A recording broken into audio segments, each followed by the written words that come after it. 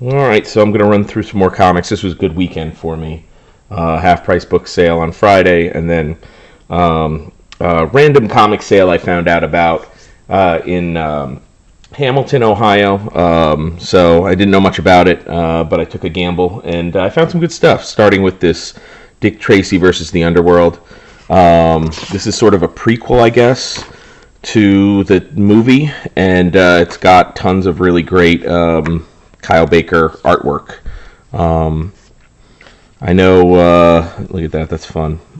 This is definitely one of those books that when I brought it up, the guy behind the counter was like, oh, I didn't know that was in there. Which, yeah, you want to hold on to that. It's cool stuff.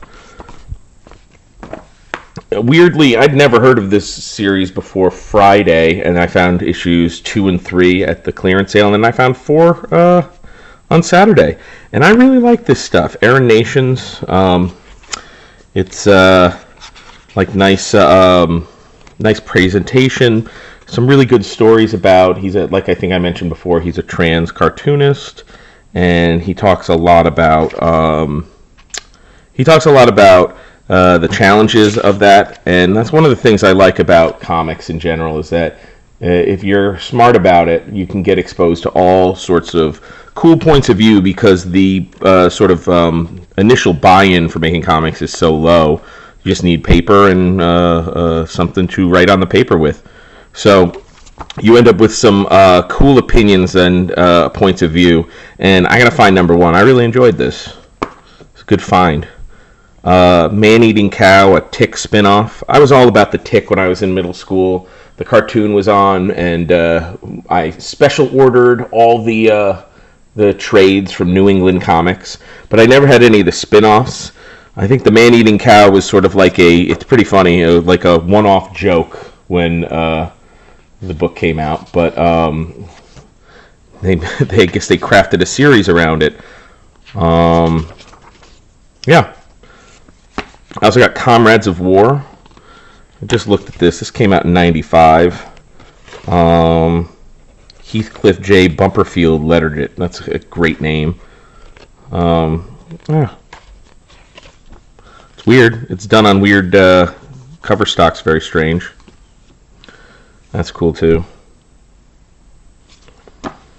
I got a whole run of From the Ashes, Bob Fingerman's 6-issue series from IDW, which sort of starts at the end of the world and then uses that as a setup for a whole bunch of like scatological jokes and sex jokes and stuff like that. This was good. I liked Minimum Wage a lot when it came out. He really stays macro for a lot of it, just kind of focused in on, you don't see much of the apocalypse, but yeah, there's some Bill O'Reilly jokes that, I don't know, Bill O'Reilly just seems like such a faded memory these days. But yeah, I was glad to get this. I remember when it came out in the, like, I think 2009? Yeah, 2009, I was just too broke to put it on my pull list, so I got them all now. Superman and Clark Kent, DC Comics presents 79. I just like the cover. I am a big fan of sort of the corny DC books, and some of them are a little laughable, and I don't know if this one is, but it's got some Kurt Swan art, I think, and I like that. I was super glad to find this. This is something that I never had when I was interested in it. The Death Dealer is the Frank Frazetta painting that launched 1,000 vans. I remember you'd see something like this on the side of a van, and you'd be like, dude, that person is hard. And so Frazetta did the cover, Glenn Danzig wrote it, and Liam Sharp did the art. And it's pretty cool, man. It's very dark. Very dark.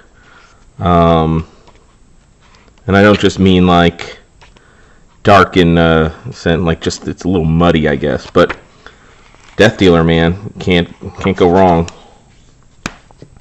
Elf Lord, another Aircel. This is a number 1. More Sword and Sorcery. These days I've just been kind of rolling the dice on if I find a number 1 and it looks interesting. And it's cheap enough, why not? They had a bunch of signed books there. The next couple of things, I don't know, maybe I was out of my mind when I bought them, but they had a signed copy of Tribe Number One, signed by Stroman and Johnson, and it came with a certificate of authenticity. It's like a shiny, I don't know if you can see the sparkles on it. And I don't know, it was $1. I lost an issue of Tribe in the flood, so now I have a signed copy. I also got a signed copy of this Razor Number One. Again, certificate of authenticity. Lest anyone doubt my signed copy of Razor is legitimate. It's got a chromium cover. Yeah, I'm going to make my fortune with that. Sandman number 7. I have this collected. I don't necessarily need an issue of Sandman, but it's a low issue of Sandman, and it was just in the dollar bin, so I grabbed it. It was a number 8, which is a first appearance of Death, which I know would have been a really, really good score. But I don't know. Low numbering. It's cool art. And Sandman. It's like one of the best comics ever, dude. So I got a whole run of, not even a run, just random issues of X-Men from like the 240s, 250s. I'm not a huge X-Men fan, but definitely when I see these cheap, I buy them because I remember being a kid and X-Men books, even of this time period, they were wall books, man. Like, people wanted their X-Men, and it was definitely out of my reach. So I got 249, 251 with that. That's a classic cover. 254, 258, and 261. I think Mark Silvestri drew most of these issues, but this might be a Jim Lee one, or one of them is. I found Lobo's Back number 1 at the quarter sale, and then I found issues 2, 3, and 4 at the sale. So I got a complete run, well on my way. They had other Lobo stuff there, but I figured I'm gonna like chill out and just kind of read it first, and then go back and dip in for more. But good stuff. Terror Inc. number 1. I read some Terror Inc. a couple years ago when I was writing about an issue. They did a holiday issue of Terror Inc., believe it or not. And I don't know. It's just such a weird book as far as DC goes. I mean, and Marvel goes. It's such a weird one. Like, Spider-Man's in here, but like, I don't know. Very, very strange take on a character. Interesting. The Cross and the Switchblade by David Wilkerson. This is one of those religious comics from Spire. Is this Spire? I don't know. Spire did a bunch of those. This is New Barber Christian Comics. Yeah, it's always interesting to see something like this. Somebody trying to take over a niche market in comics, or at least service a niche market. And I don't know, it's very Archie-esque. I got a copy of Book 3 of The Dark Knight Returns. Again, I have this collected. I don't need it. This was a wall book when I was a kid. I know that doesn't matter about anything, but, you know, for the money, it's cool. I mean, it's a cool cover. Very cool cover. Picked up the first 3 issues of The Kitchen. They're making a movie out of this. I watched the preview. The preview was great. So I figured, why not, if I have the opportunity, take a look at it. And Ming Doyle does the art. And I enjoyed it. I've read these. These were ones that I grabbed yesterday during some downtime. Looks like they've taken some liberties in the movie, but at least from the preview. But I like it. There's 1. There's 2. And there's 3.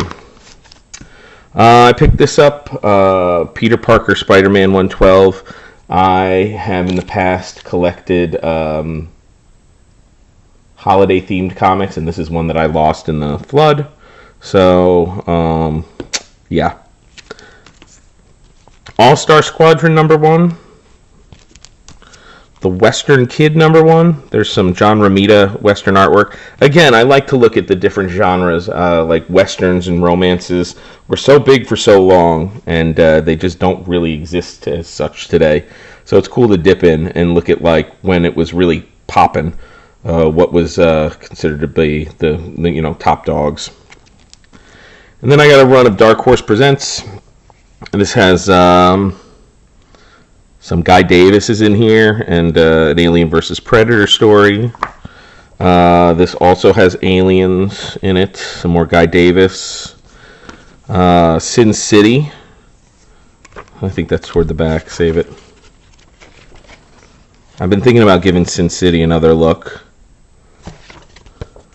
And then Dark Horse Presents did this thing where I think they got to 100 and then they did 5 issues at the same time. And everyone has some good stuff in it. So this one has Art Adams, Monkey Man, and O'Brien in it. There's a Milk and Cheese in here by Evan Dorkin. So apparently there's a Paul Pope thing and Jeff Smith, Pan Fried Girl. That's pretty fun. And this one has Martha Washington story and some Rick Geary in here, Harvey Pekar. There we go. Ellen Forney. Forney? I've read some of her stuff before. Yeah. So that was the comic run. And then I got this copy of Razzle by Jeff Smith for $5. All their trades were $3 to $5. This thing's a beast. I didn't keep up with it when he was putting it out in those big trades. Again, I started a family financial thing. So now I got it all in one place. And this will probably make its way to my classroom too. Because a lot of those kids have read Bone, and this might be a cool step toward another genre. That's it.